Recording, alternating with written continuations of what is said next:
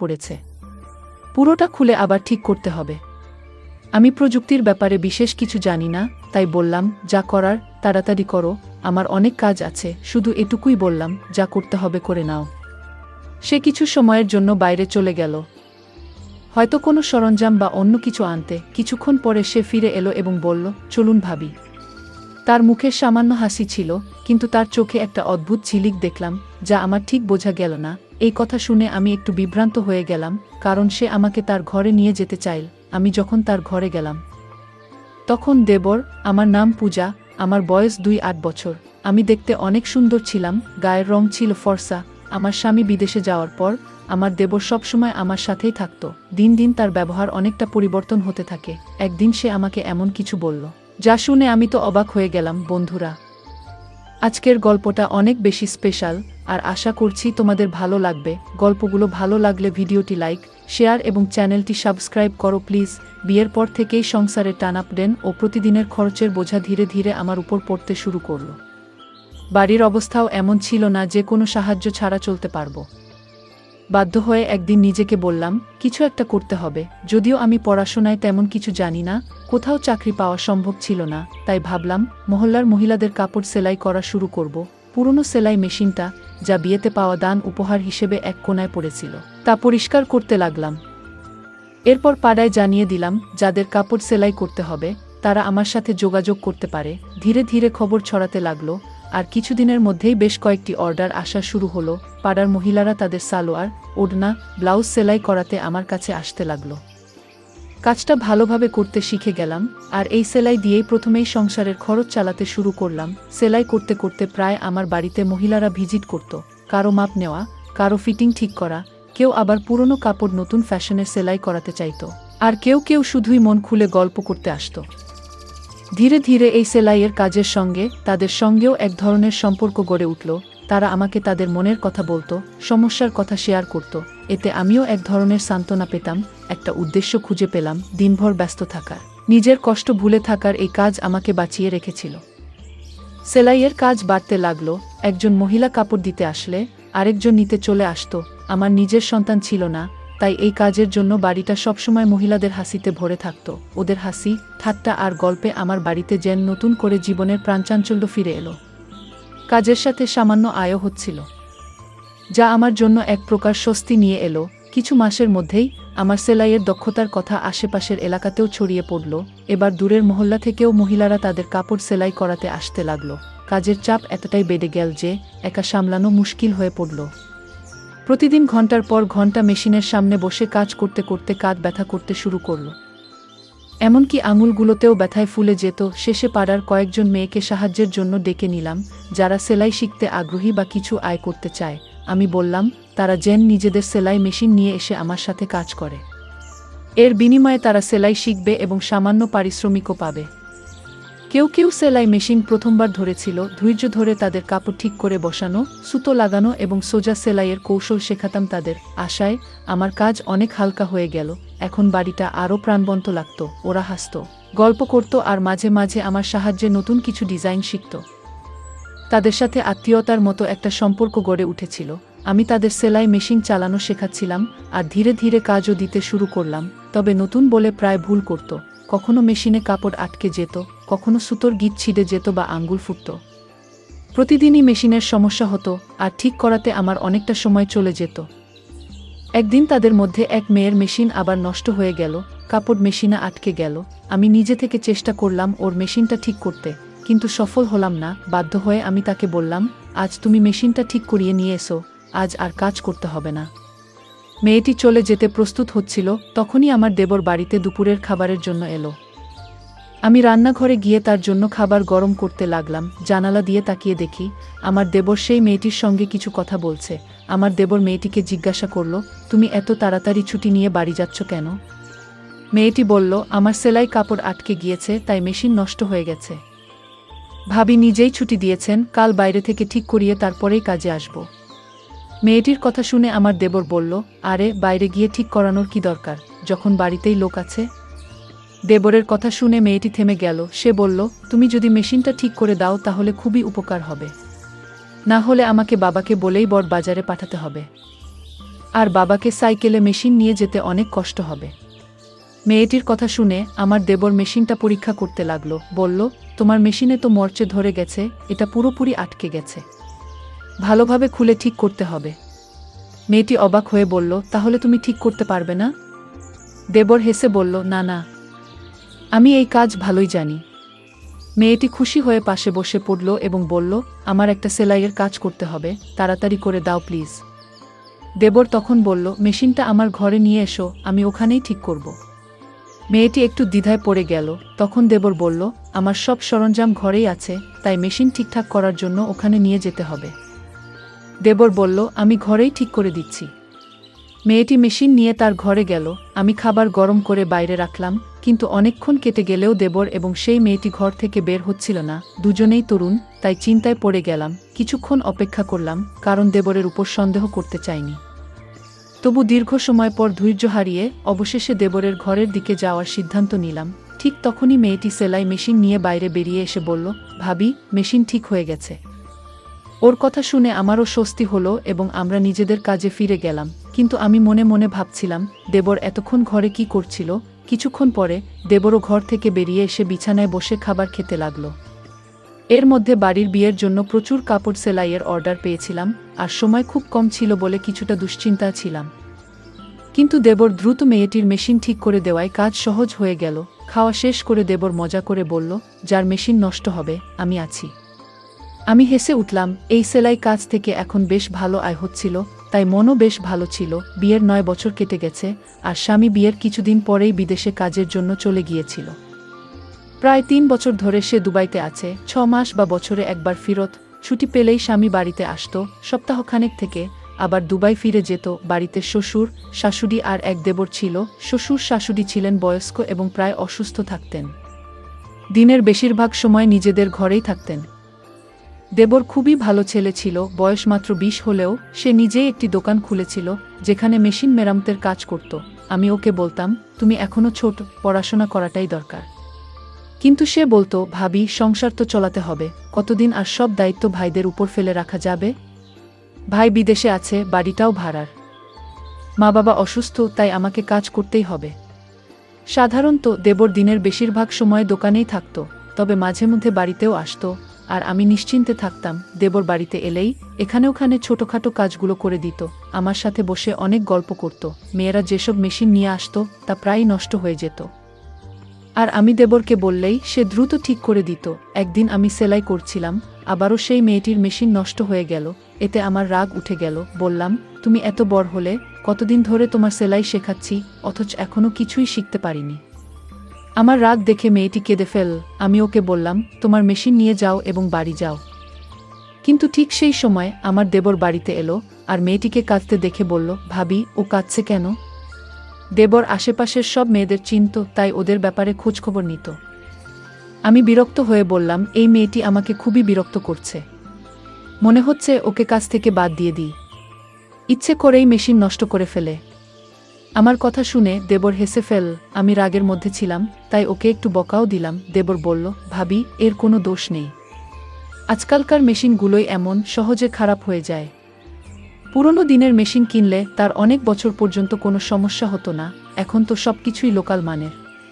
দেবরের কথা শুনে আমি ওর দিকে তাকালাম। সে তখন পকেট থেকে মোবাইল বের করে বলল, ভাবি, দাদার কল এসেছে, আপনি কথা বলবেন, আপনার রাগও মিটে যাবে। স্বামীর কথা শুনে আমি হেসে ফেললাম। দেবর খুবই দুষ্ট ছিল। মাঝে মাঝেই আমাকে মজা করত। আসলে কয়েকদিন ধরে আমার স্বামীর সাথে কথাই হয়নি, হয়তো কাজের জন্য ব্যস্ত ছিল। প্রায় প্রতিদিনই দেবরকে বলতাম, দাদার সাথে একটা কল লাগিয়ে দাও। কিন্তু সে প্রতিবারই বলতো, ভাবি, আজ মোবাইলে টাকা নেই, কাল কথা বলিয়ে দেব। তবে বেশ কিছুদিন পার হয়ে গেলেও সে কলটা করে দেয়নি। হয়তো সত্যিই ওর মোবাইলে টাকা ছিল না। কিন্তু আজ দেবর আমাকে মোবাইলটা ধরিয়ে দিতেই সবকিছু ভুলে গেলাম। মোবাইল হাতে নিয়ে নিজের ঘরে গিয়ে স্বামীর সঙ্গে কথা বলতে শুরু করলাম। বহুদিন ধরেই কথা হচ্ছিল না, তাই অনেক প্রয়োজনীয় কথা বলার ছিল। প্রায় 5 মিনিট পর কথা শেষ করে যখন কল কাটতে যাচ্ছিলাম, তখন স্বামী বললেন, মা বাবার সাথেও একটু কথা বলিয়ে দাও। আমি মোবাইলটি নিয়ে শ্বশুর শাশুড়ির ঘরে গিয়ে আমার স্বামীর সঙ্গে কথা বলালাম। তারা বেশ খুশি হলেন। সেখান থেকে বেরিয়ে এসে দেখলাম দেবর বাইরে নেই। এক মেয়ে বলল, ও এখনও তানিয়ার মেশিন ঠিক করছে। আর ওর ঘরের দিকে ইশারা করল। আমি কিছুটা অবাক হলাম, কারণ এতক্ষণ ধরে ওরা ঘরের ভেতরেই ছিল।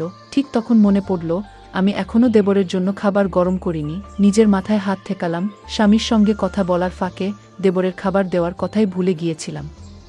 দেবর যখন বাইরে এলো তখন আমি বললাম, তুমি বসো, আমি তোমার জন্য খাবার গরম করে আনি। কিন্তু দেবর বলল, না ভাবি, আমার পেট ভরে গেছে, আজ খাবো না। হেসে সে বাইরে চলে গেল। আর আমি একটু অবাক হয়ে মেশিনের পাশে বসে ভাবতে লাগলাম, আসলে ও কোথায় গিয়ে পেট ভরালো। সেদিন আমি কাজের মাঝে হঠাৎ একপাশে দেখলাম আমার তানিয়া কিছু মেয়ের সাথে ধীরে ধীরে কথা বলছে। তার মুখে এক ধরনের আনন্দ ঝলকাচ্ছিল, যেন সে আনন্দে মেতে আছে। তার মুখে এক অদ্ভুত লালচে আভা ফুটে উঠেছিল, যা দেখে আমার মধ্যে হালকা অভিমান তৈরি হলো। আমি এগিয়ে গিয়ে প্রশ্ন করলাম, তানিয়া, তোমার মেশিন ঠিক হয়ে গেছে? সে তাড়াতাড়ি মাথা নাড়ল। আমি তাকে বললাম, তাহলে এবার কাজটা ঠিকঠাক করো। আমার কথা শুনে সবাই নিজেদের কাজে মন দিল। কাজ করতে করতে আমি আমার স্বামীর কথা ভাবতে লাগলাম। বহুদিন ধরে আমি চাইছিলাম সে যেন কিছুদিন বাড়িতে থাকে। আমার মন খুব চেয়েছিল তাকে বাড়িতে দেখতে, কিন্তু সে বলতো, যদি বাড়িতে আসি তাহলে বেশ কিছু খরচ হবে, তাই কিছুদিন না আসাই ভালো। আমি জানতাম সে আমাদের ভবিষ্যতের জন্য প্রতিটি টাকার হিসাব করছে, যাতে আমাদের ভবিষ্যৎ আরও ভালো হয়। কিন্তু তবু তার দূরত্ব আমাকে কষ্ট দিচ্ছিল। মনে মনে ভাবতাম, সে যদি প্রতিদিন বাড়ি ফিরত আমার সাথে থাকতো তাহলে কেমন হতো। আমি চাইতাম সে বাড়ি ফিরুক, হয়তো কম আয় হবে, কিন্তু সে পাশে থাকলে সবকিছু সহজ হতো।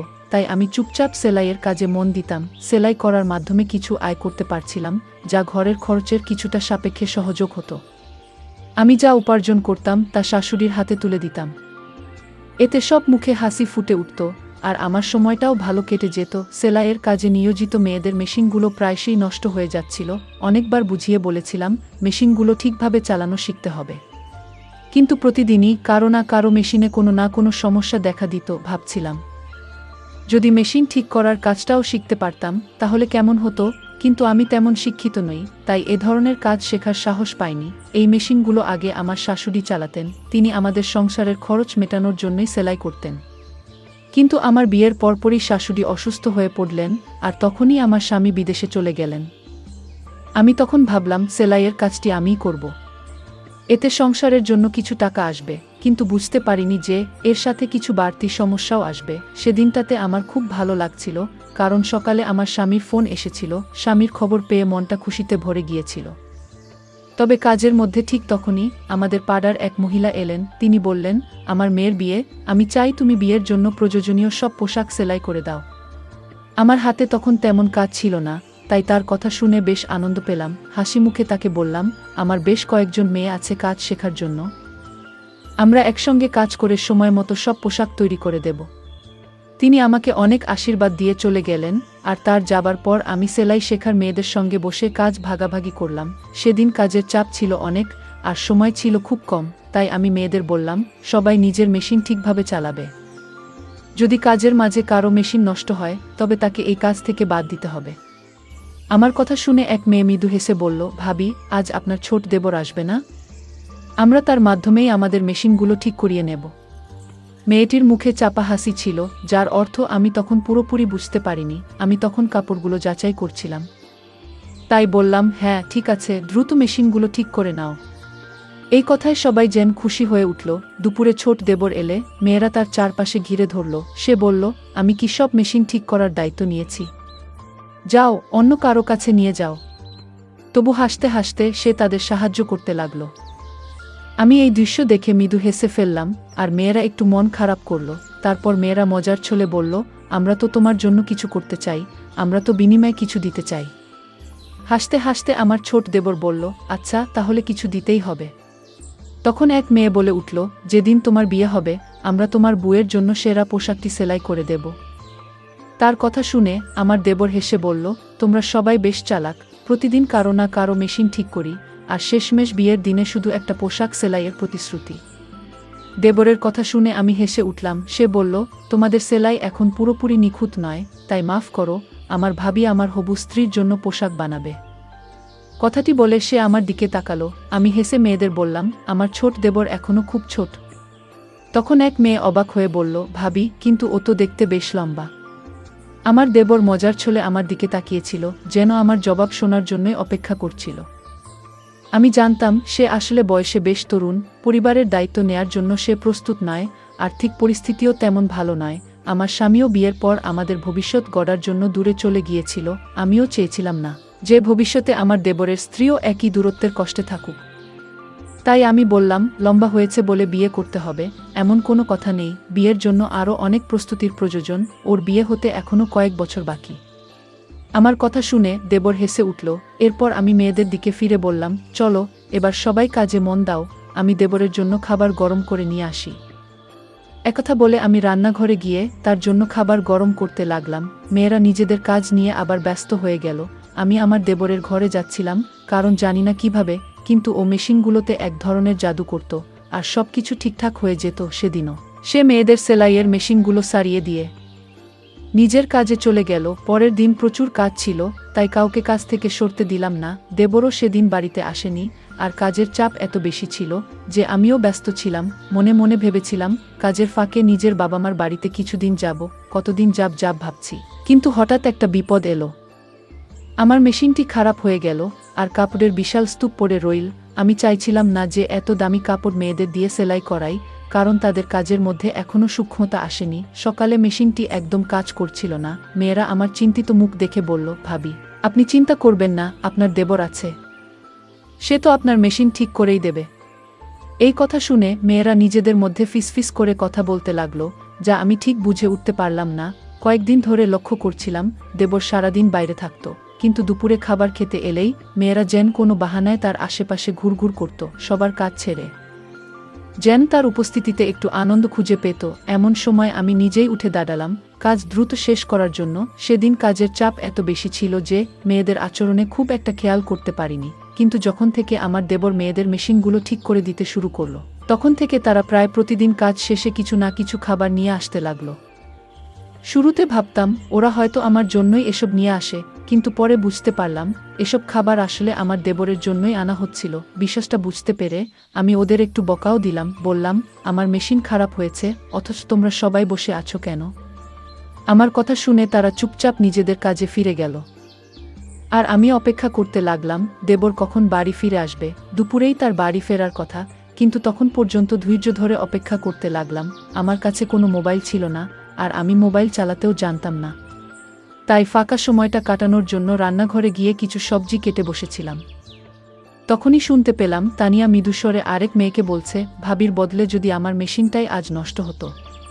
কথাটা শুনে আরেক মেয়ে চুপিসারে হাসি চেপে ফেল, আর আমি তানিয়ার দিকে অবাক হয়ে তাকিয়ে রইলাম। ওর চোখে এক ধরনের আকাঙ্ক্ষা ছিল। হঠাৎ মনে পড়ল তানিয়ার মেশিন প্রথম নষ্ট হয়েছিল, আর সেই কারণেই আমার দেবর তার মেশিন ঠিক করার জন্য নিজের ঘরে নিয়ে গিয়েছিল। এই পুরো ব্যাপারটা আমাকে একটু চিন্তায় ফেলে দিয়েছিল। দুপুরের দিকে আমার দেবর বাড়ি এলো, আমি তার জন্য অপেক্ষা করছিলাম। সে বাড়িতে পা রাখতেই আমি বললাম, আজ আমার সেলাই মেশিনটা নষ্ট হয়ে গেছে, তাড়াতাড়ি এটা ঠিক করে দাও। আমি মেশিনের দিকে ইশারা করলাম, আর সে একবার আমার দিকে তাকিয়ে মেশিনের কাছে গেল। আমি বললাম, আগে ঠিকঠাক কাজ করছিল, কিন্তু আজ সকালে দেখি কাপড় আটকে যাচ্ছে। দেবর মেশিনটা চালিয়ে দেখে বলল, ভাবি, আপনার মেশিনে তো মরচে ধরেছে, পুরোটা খুলে আবার ঠিক করতে হবে। আমি প্রযুক্তির ব্যাপারে বিশেষ কিছু জানি না, তাই বললাম, যা করার তাড়াতাড়ি করো, আমার হাতে অনেক কাজ জমে আছে, দেরি হলে আর সেই পাড়ার মহিলা কাজ নিয়ে আসবেন না। আমার কথা শুনে দেবর আশ্বস্ত করে বলল, ভাবি, আপনি চিন্তা করবেন না, আমি আছি তো, আমি ঠিক করে দিচ্ছি। এটা বলেই দেবর মেশিনের বিভিন্ন অংশ খুলতে শুরু করলো। কিছুক্ষণ পর সে বলল, ভাবি, এভাবে ঠিক হবে না, মেশিনটা আমার ঘরে নিয়ে যেতে হবে। তার কথা শুনে আমি একটু অবাক হলাম। জিজ্ঞেস করলাম, ভেতরে এমন কি আছে যা এখানে নেই? আমার প্রশ্নে সে কিছুটা অপ্রস্তুত হয়ে বলল, ভাবি, আমার সমস্ত টুলস ভেতরেই রাখা, তাই মেশিন সেখানে নিয়ে যাওয়া ছাড়া আর কোনো উপায় নেই। তখন আমি বললাম, আমি তোমার সমস্ত টুলস বাইরে নিয়ে আসি। কিন্তু সে বলল, ভাবি, সেগুলো খুব ভারী, আপনি একা তুলতে পারবেন না, মেশিন ঠিক করাতে চাইলে ঘরেই নিয়ে যেতে হবে। তার কথা শুনে আমি কিছুটা অনুভব করলাম, কারণ আজই আমার মেশিনটি ঠিক করানো দরকার ছিল। তারপর কোনো উপায় না দেখে মেশিনটি তার ঘরে নিয়ে যাওয়ার জন্য রাজি হলাম। অবশেষে দেবরের কথা মতো আমি মেশিন নিয়ে তার ঘরে গেলাম, কিন্তু সেখানে সে এমন একটি কথা বলল যা শুনে আমি অবাক হয়ে বাইরে বেরিয়ে এলাম। তার কথাগুলো কিছুতেই মেনে নিতে পারছিলাম না, কারণ আমি তার ভাবি। দেবর তখন দোকানে চলে গেল, আর আমি সোজা শ্বশুর শাশুড়ির ঘরে গেলাম এবং তাদের পুরো ঘটনাটি বললাম। শাশুড়ি বললেন, ছোট ছেলে না বুঝে হয়তো এভাবে বলেছে, আমরা তাকে বুঝিয়ে দেব। কিন্তু আমি বললাম, আপনারা যাকে ছোট বলছেন সে এখন প্রাপ্তবয়স্ক, এরকম কিছু ঘটার আগেই ওর জন্য কোনো ভালো মেয়ে দেখে বিয়ে ঠিক করে ফেলা উচিত। শাশুড়ি চিন্তিত হয়ে বললেন, কিন্তু মেয়ে কোথায় পাব? আমি হাসি চাপিয়ে বললাম, এই নিয়ে ভাববেন না, আপনার ছোট ছেলে ইতিমধ্যেই নিজের পছন্দের মেয়েটিকে ঠিক করে ফেলেছে।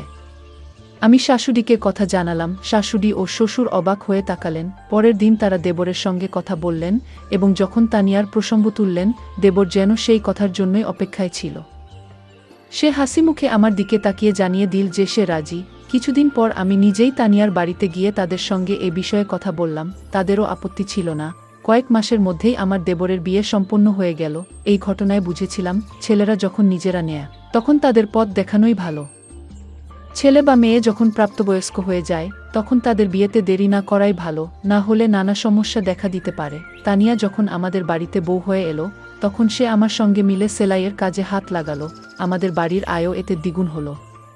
গল্পের মূল চরিত্র পূজার জীবন নানা চ্যালেঞ্জে পূর্ণ। বিয়ের পর সংসারের আর্থিক অবস্থা খারাপ দেখে সে নিজে কিছু করার সিদ্ধান্ত নেয়। এই গল্প আমাদের শেখায় যে আমাদের নিজেদের পরিস্থিতি উন্নতির জন্য সর্বদা পরিশ্রম করতে পিছিয়ে পড়া উচিত নয়। পূজা উচ্চশিক্ষা না থাকা সত্ত্বেও সেলাইয়ের মাধ্যমে সংসারের খরচ চালাতে শুরু করে, যা প্রমাণ করে যে সীমিত সম্পদেও পরিশ্রম আর ইচ্ছাশক্তি থাকলে নিজেকে প্রতিষ্ঠিত করা সম্ভব। পূজার জীবন নানা কঠিন পরিস্থিতির মধ্য দিয়ে গেছে। স্বামী বিদেশে কাজ করতে যাওয়ার পর সংসারের দায়িত্ব তার উপরই এসে পড়ে। তবু সে হার মানেনি এবং জীবনে একটি ইতিবাচক মনোভাব বজায় রেখেছিল। ধৈর্য এবং পরিস্থিতির সঙ্গে মানিয়ে চলার দক্ষতা খুবই গুরুত্বপূর্ণ, যা পূজা আমাদের শেখায়। সে আমাদের দেখায় যে কঠিন পরিস্থিতিতেও ইতিবাচক থেকে সমাধান খুঁজে বের করা যায়। সেলাইয়ের কাজ বাড়তে থাকলে পূজার মাথায় পাড়ার মেয়েদের সাহায্য নেওয়ার ভাবনা আসে। সে তাদের সেলাই শেখায় এবং আয়ের সুযোগ দেয়। এতে বোঝা যায় আশেপাশের মানুষদের সহায়তা করলে অনেক সমস্যার সহজে সমাধান করা যায়। পূজা এই উদ্যোগের মাধ্যমে অন্যদের আয়ের পথ তৈরি করে, যা অনুপ্রেরণামূলক।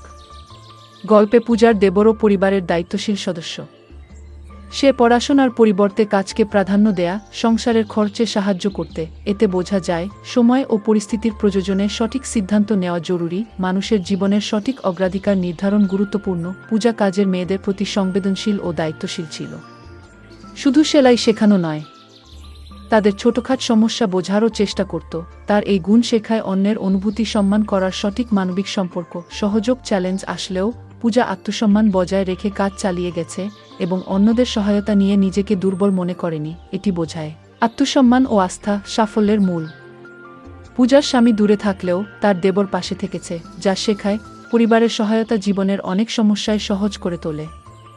পূজার সেলাইয়ের কাজ বাড়লে সে আশপাশের মেয়েদের কাজে যুক্ত করে, যা সহযোগিতার মনোভাবের উদাহরণ। এভাবে সে নিজের উন্নতির পাশাপাশি তাদের জীবিকাও রক্ষা করে। গল্পটি শেখায় যে এগিয়ে যেতে সঠিক সিদ্ধান্ত ও সহানুভূতি গুরুত্বপূর্ণ। পূজার কাজে আশেপাশের মহিলারা যুক্ত হওয়ায় তার ঘর শুধু সেলাইয়ের জায়গা নয়, সমস্যাগুলো শেয়ার করার স্থানও হয়ে ওঠে। এটি সমাজে সংযোগ ও সহযোগিতার বার্তা দেয় এবং ঐক্য বজায় রাখা উচিত। পূজার গল্প শেখায় যে আমাদের লুকিয়ে থাকা প্রতিভা চিনে কাজে লাগালে তা এগিয়ে চলার পথ হতে পারে। সে সেলাইকে আর্থিক বাধ্যবাধকতা থেকে সুযোগে রূপান্তরিত করেছে, যা চ্যালেঞ্জের সুযোগ খোঁজার প্রেরণা দেয়। এই গল্প থেকে শেখা যায় পরিশ্রম, ধৈর্য, সহযোগিতা, আত্মমর্যাদা এবং ইতিবাচকতার সাথে আমরা কঠিন পরিস্থিতি মোকাবিলা করতে পারি।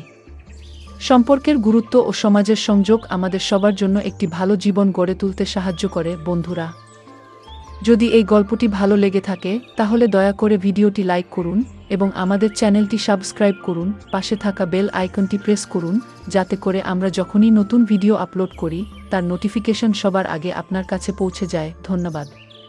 দেখা হবে আমাদের পরবর্তী ভিডিওতে।